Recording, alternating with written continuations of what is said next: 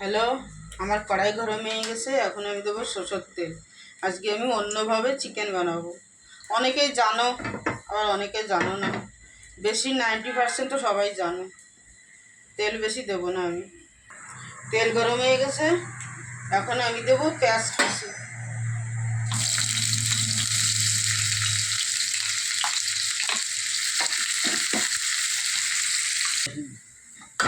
Hello, দেখো আমার পেঁয়াজ ভাজা হয়ে গেছে। আমি আদা রসুন পেস্ট দিচ্ছি। এটা আমি বেটে রেখে দিচ্ছিলাম। আমার দেখো মশলাটা কত সুন্দর ভাজা ভাজা হয়ে গেছে। এখন আমি দেবো টমেটোর কুচি।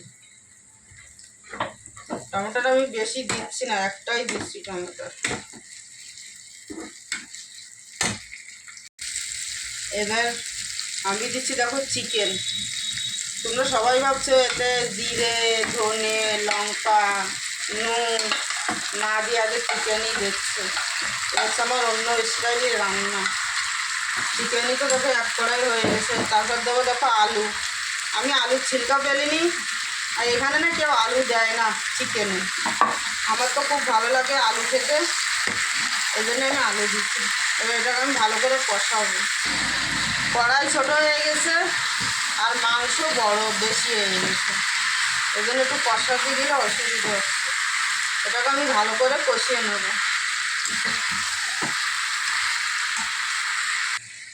আমি মাংসটাকে ভালো করে কষিয়ে দিছি। তোমার পেঁয়াজ আদা রসুন টমেটো দিয়ে এখন আমি এই যে মশলাটা দেখছো, এতে কিন্তু সব রকম মশলা আছে।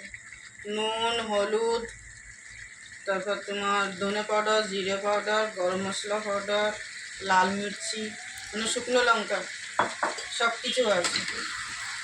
এটা দিয়ে আমি আবার ভালো করে কষিয়ে নেব।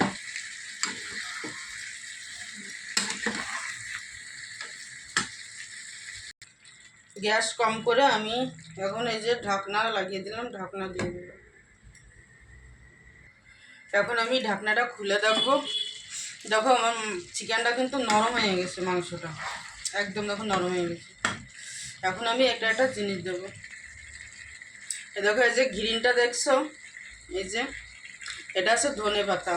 ধনে পাতা আর হচ্ছে এর মধ্যে লঙ্কা আর অল্প একটু রসুন। তা এইটা এখন আমি এই চিকেনের মধ্যে দেবো। এটা কিন্তু অনেকটা আছে, আমি অনেক সবটা দেবো না, কিছুটা দেবো। দিয়ে এটাকে ওখানে নাড়াতে হবে। তোমার এই ধনে পাতার চাটনি দিয়ে অনেকটা কিন্তু একটু কষাতে লাগবে। আমার তো মাংস হয়েই গেছে, কষিয়ে নিয়েছি অনেকটা। আর এতে কিন্তু জল বেশি দেয়নি।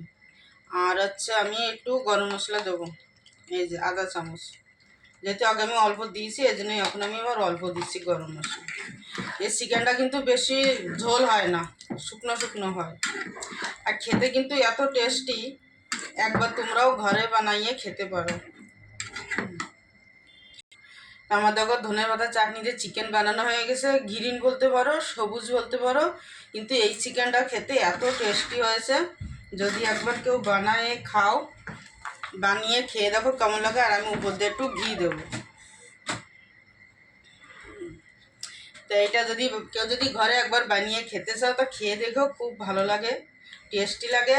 আলু না দিলেও কিন্তু চলে যাবে, আলু না দিলেও হয়ে যাবে। তা আমরা বাঙালি তো আলু ছাড়া পছন্দ করি না, কিন্তু আলু ছাড়া একবার বানিয়ে খেয়ে দেখো। রুটি দিয়ে বলো, তোমার পোলাও দিয়ে বলো, আর পরোটা দিয়ে বলো, চিকেনটা কিন্তু খেতে খুবই টেস্টি লাগবে। এভাবে একবার বানিয়ে খেয়ে দেখতে পারো তোমরা। আমি তো আগে খেয়েছি, ভালো লাগিছে, আর আজকে আবার বানিয়েছি, খুব টেস্টি। তো ভিডিওটা ভালো লাগলে একটা লাইক কমেন্ট করো, আর ইউটিউবে দেখলে সাবস্ক্রাইব করে দিও, ফলো করে দিও। বাই।